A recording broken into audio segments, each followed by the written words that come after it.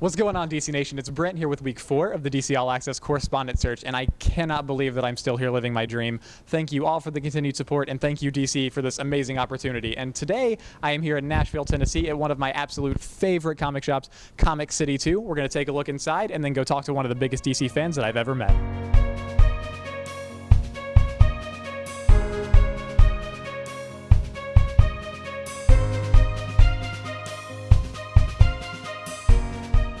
So I am here with someone who is easily the biggest DC fan that I have ever met in my life. He's someone that inspired me to read comics, and if he had never done so, I wouldn't be here with you today doing this. So everyone, this is my father, and to the viewing public, also known as Wayne Richardson. All right, cool. So Wayne, or I'm just going to call you Dad for this, just to make this easier for me. So what initially got you reading DC Comics? Well, my older brother had brought home some comics in late 1970, and World's Finest 198 was the first superhero comic I ever read, the Superman-Flash race, which later I was to find out was the third Superman-Flash race, but this was the race to save the universe, and I was really intrigued with the idea, and of course the story featured the Guardians of the Universe, and that was my first introduction really to Superman, Flash, and Green Lantern. The Green Lantern, Hal Jordan, is your favorite DC character of all time, and then something happened one day to Hal, and you stopped reading comics for a long time after that. You care to talk about that a little bit? Well, once they killed Hal Jordan, didn't care too much for that.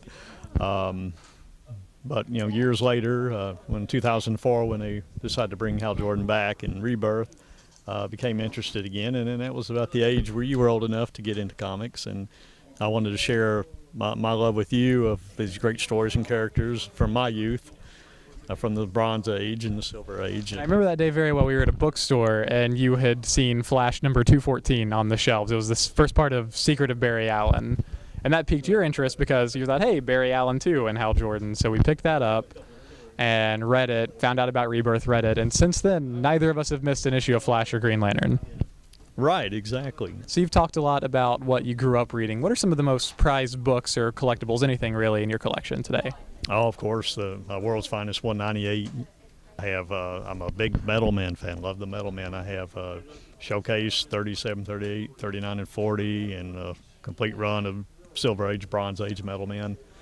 The entire Mattel set of Metal Men action figures, including the exclusive ones. Right, that and the Alex Ross plate. Essentially have every bit of Metal Men collectibles ever released, probably. I believe so. I believe I haven't missed anything there. Of course, there's not a large variety there, but I think I've got everything that's available, basically. The great characters, they deserve another shot and another run in the DCU. I'm sure Dan DiDio would agree with you on all that. I think he would.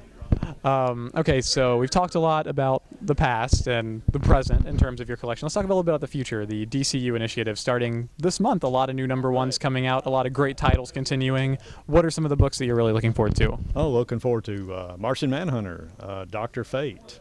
Some great things could be done with those characters. A lot of characters that people wouldn't normally give the time of day to having their own book, but they really deserve it. Really complex characters. I think they're going to be some amazing books to read. Right. Really looking forward to it. Think some really interesting stories are going to come from that. And, of course, the Darkseid War in Justice League is already starting out fantastic. Yeah, now you did mention your love of New Gods a little bit earlier, and this is the first time that the New Gods have really been at the forefront of something. We had Final Crisis where Apocalypse was the center of attention, but this is the first time that the New Gods are going to be at the center and bringing back Mr. Miracle. What do you think about a lot of that? Right. Yeah, Mr. Miracle is definitely a character that has been underused in recent years and has a lot of potential.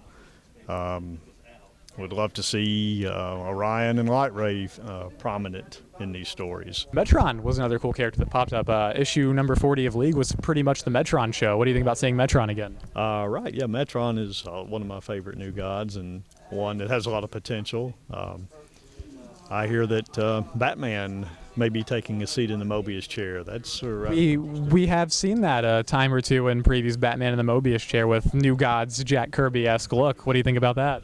That's very interesting, very interesting. We've seen Batman wield a power ring before. Now let's see what he can do with a Mobius chair. Thanks, Dad, for joining us here today. I'm glad we got to introduce you to the DC Nation so everybody can get a better idea of where I come from and why I have such a love and a passion of DC that I do. I think it was made obvious here today. So I say let's go home, and Justice League number 41's out, and we'll read some Darkseid War. What do you say? It sounds good to me.